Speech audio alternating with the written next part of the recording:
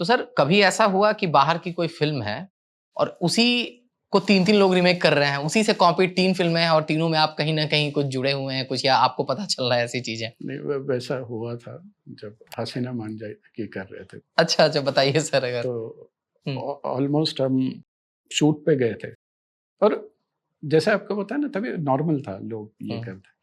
तो सेम उसमें गोविंदा सर भी एक ही सोर्स से ये, अब ये देखो सब अलग तरीके से तीनों फ़िल्में चली थी। आप नाम लेना सर चाहोगे? हाँ, एक थी खूबसूरत, एक थी जोरू का गुलाम। अच्छा, जोरू का तो गुलाम में हाँ, गोविंदा साहब और मतलब खूबसूरत संजय दत्त। हाँ, तो मतलब बेसिक यही था कि गुंडे जो इम्पोस्टर बन के, अच्छे बन के घर पे आते और किस तरीके से वो घर वालों को जो है उनकी ज़िंदगी चेंज करते।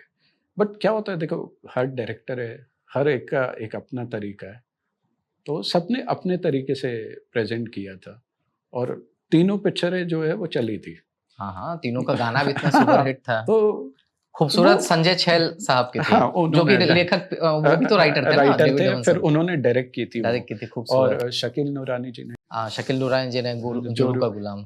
तो तभी एक अलग था खूबसूरत लेकिन को गाना बहुत फेमस हुआ था, ए शिवानी तू ए लगती है शिवानी, नानी। फिर बहुत खूबसूरत बहुत हो। खूबसूरत गज़ल लिखा हाँ। तभी क्या था, वही था कि लोग इतना ऑडियंस में अवेयरनेस नहीं होता था। अच्छा, एंटरटेनमेंट सिर्फ़ फ़िल्म होता था सर, तो जाते हुँ, भी थे तो अलग उसमें, अच्छा उसमें फिर गोविंदा सर की ऑडियंस थी, संजू सर की अलग ऑडियंस थी।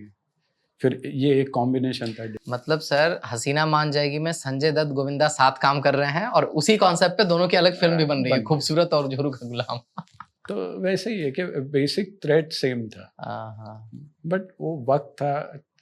आज अगर हो तो आप नहीं सोचो ना पॉसिबल। कैसे चिथड़े पढ़ते लोग।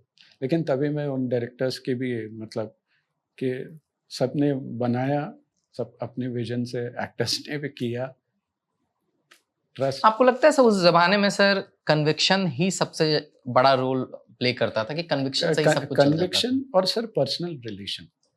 पर्सनल रिलेशन आज वो नहीं है।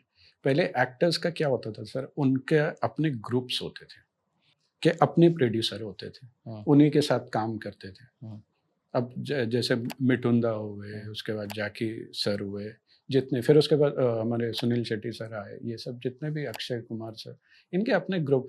तो होता क्या था कि पर्सनल फंडिंग होती थी ना, तो एक अगर फ़िल्म उनकी समझो फ्लॉप हो गई और लूज़िंग भी हो गया, उसको सिर्फ़ हीरो के पास कि यार मुझे लॉस हो गया, बोलता ठीक है आप शुरू कर दो। लेटर दे देता था कि मैं आपकी फ़िल्म करूँ। हीरोइन को फ़ोन कर देता था, विलेन को, इसको।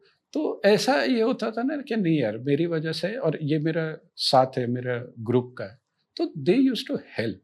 हुँ। तो शाम तक ऐसा होता प्रोजेक्ट खड़ा हो जाता था। तो किसी को वो फ़ियर नहीं था और ये नहीं था कि पता है कि एक फैमिली जैसा। अब क्या हो गया, वो बहुत अलग हो गए। हुँ, हुँ। तो अब प्रोजेक्ट बनने लगे हैं, पहले फ़िल्में बनती थी। फ़िल्में बनती थी और एक रिश्ते होते थे, एक-दूसरे के सेट पे जाते थे, बैठते थे एक्टर।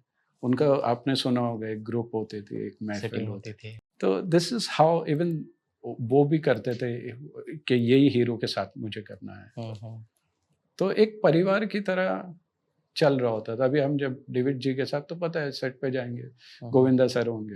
हुँ, अभी जैसे रोहित सर के हैं तो जैसे अजय सर और ये। तो वैसा अभी यहीं ऐसा है कि एक फैमिली का रोहित सर के यहाँ हुँ, हुँ, एटमॉस्फेयर मिलता है। वही सेट ऑफ, वही टेक्नीशियंस होते हैं इतने साल, वही एक्टर्स होते हैं। हुँ, हुँ, तो जाओ तो यही होता है। अच्छा, गोलमाल सीरीज़ है तो ये एक्टर्स मिलेंगे, सिंघम सीरीज़ है तो हुँ, ये हुँ, मिलेंगे और यूनिट तो उनकी लगभग वही सेम होती है, हुँ, हुँ, हुँ। इतने सालों से। लास्ट तक रुके हो, मतलब क्लिप आपको इंटरेस्टिंग लगी, तो subscribe to digital commentary clips और फुल पॉडकास्ट तो इससे भी ज़्यादा इंटरेस्टिंग है, जिसका लिंक आपको डिस्क्रिप्शन बॉक्स में मिल जाएगा।